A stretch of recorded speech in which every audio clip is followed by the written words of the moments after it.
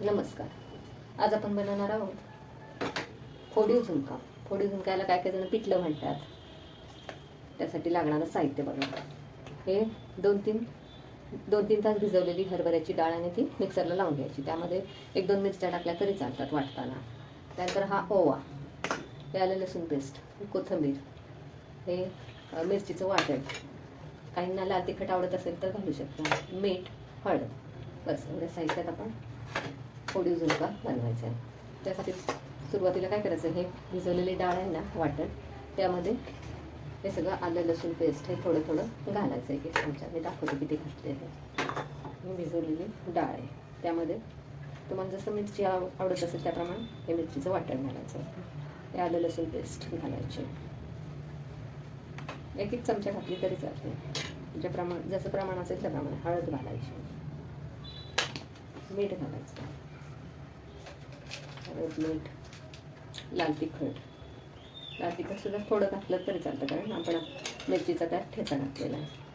काय मी तिखट आवडतं त्यामुळे जरा मिरचीचं जरा ठेचा जास्त घालायचं. आणि हे सगळं एकत्र करून घ्यायचं.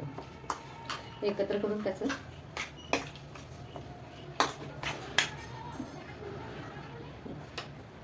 हळद जरा कमी वाटते मला, त्यामुळं हळद परत घातली मी. आणि हे सगळं मिक्स करून घ्यायचं. आणि एका पातेल्यात तोपर्यंत पाणी गरम, हे वाफवून घ्यायचं. 15 मिनटं याला स्टीम करून घ्यायचं. 15 मिनटं लागतात, 10 मिनटं लागतात, पण 5 मिनटं आपण जरा जास्त ठेवायचे. असं सगळं एकत्र करून घ्यायचं. ओवा टाकायचा, त्यामुळे आणखी छान लागतं. बेसनच्या कुठल्याही जर ओवा असेल तर आणखी छान लागतो, तिखट भाजी. असं सगळं मिक्स करून याचा गोळा करून घ्यायचा. हे बघा, स्टीम करण्यासाठी माझं प्रमाण थोडं असल्यामुळं मी असली प्लेट वापरते. चाळूनसुद्धा वापरली चालते मोदकाची.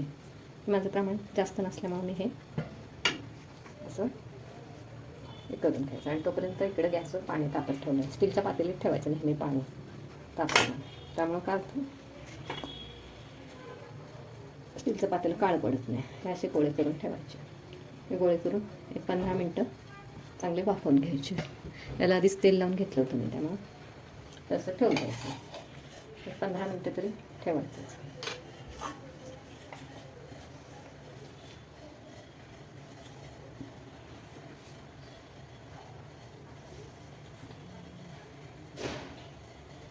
ते 15 मिनटांना आपण चेक करू. असं झाकण ठेवायचं.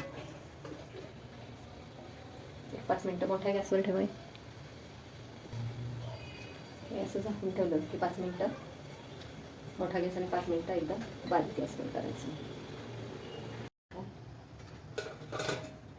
15 मिनटं झाले ते आपण हे चेक करायचं.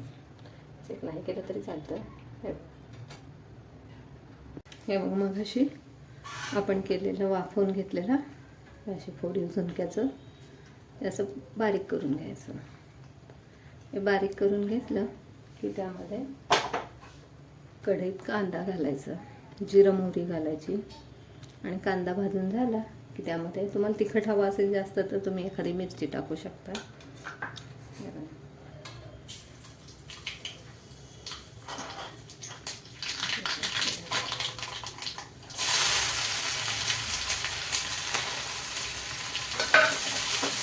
कांदा चांगला परतून झाला की त्यामध्ये ते फोडीव झुणक्याचं ते टाकून द्यायचं आणि चांगलं परतून घ्यायचं. कांदा चांगला परतून घ्यायचा.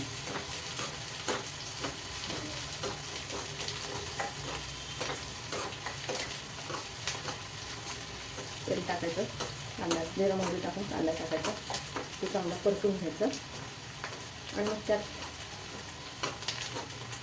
वाटण केलेलं आहे आपण हे असं मोकळं करून घ्यायचं, फोडून घ्यायचं. आणि ते भाजलेले कांदा टाकायचा. एखादी मिरची सुद्धा टाकू शकतात. कांदा आता भाजत जात आहे. त्याच्यामध्ये